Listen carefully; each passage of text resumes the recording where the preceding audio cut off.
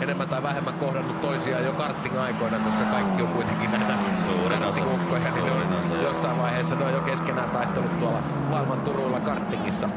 Nyt Georges tekee mun mielestä 2 kertaa saman virheen, jos Elias pääsee tonne nyt. Ja pääsee. Ja sinnehän se menee. Ja nyt ne vielä... Ei riittänyt, ihan riittänyt. Ja Meikup on hyvin siinä.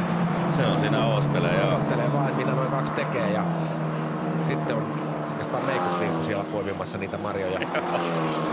Pelovi karkas heti siitä ja nyt kun tää taistelu alkoi niin Pelovi pääsi siitä heti vetää hyvän rauhan. Joo, ja tässä puhutaan siis nyt sijasta 10, 11, 12. Siellä on pisteitä kumminkin jaos vielä ja nyt kannattaa. Nyt tuli Elias vähän liikaa alivalta.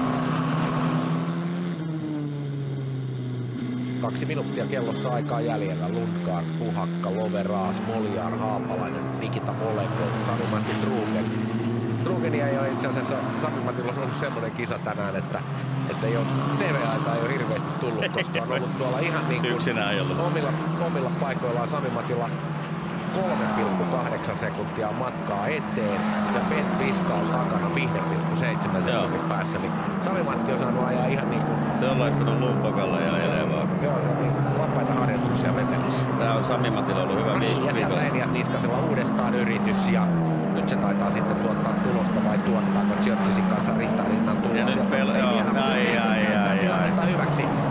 Nyt on vähän ahdastakin sinne mäen päälle, mutta ei uskaltanut kyllä Meikuppikaan mennä sinne ulkopuolelle. Siellä ei ole pitoa mennä siellä ulkoreunasta, sieltä lähtee hyvin äkkiä irti, jos vielä liian leveäksi. Kyllä tästä vielä voi lähteä siltikin, vaikka on pitoakin. Joo, tässä on nyt niin kovaa vääntöä. Nyt on semmonen juna taas siinä, että... Ja Meikupin kyydissä ollaan, eli siellä Meikupin takana sitten siellä Lukas Tunner. Joo, vilkas kaveri, että se kanssa voisi ihan työntää Mihkarakoa vaan, että se on työtänyt sitä nokkaansa vähän joka, niin kuin eilenkin, että kyllä. Pisti Viskaalin pihalle.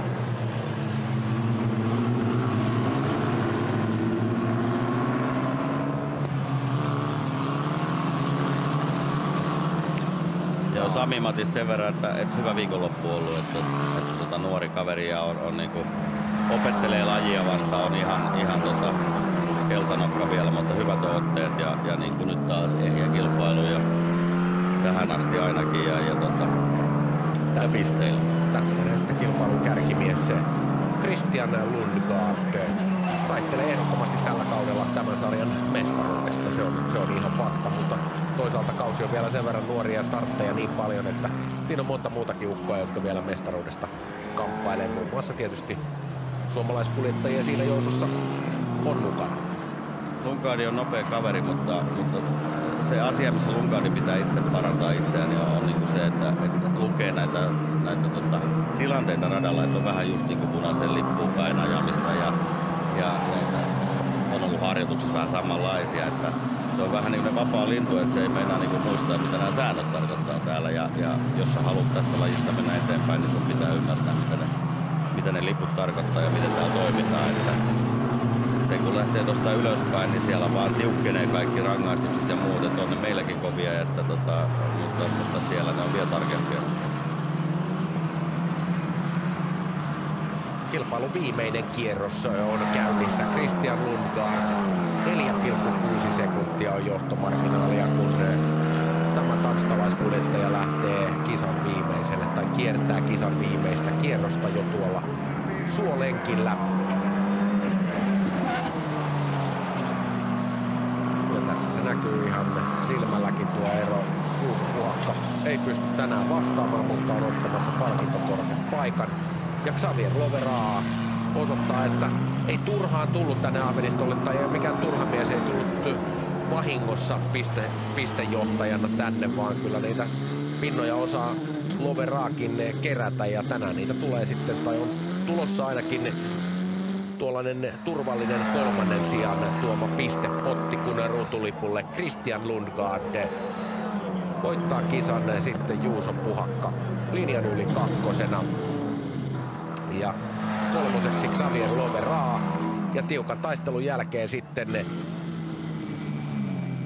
Siinä on Smoliar, Haapalainen ja Volegov ja Sami-Matti Truunen 7.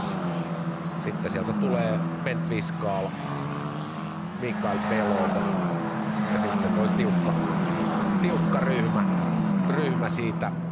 Georgis, Elias Niskanen jää 11, Jan-Erik Meikuk 12,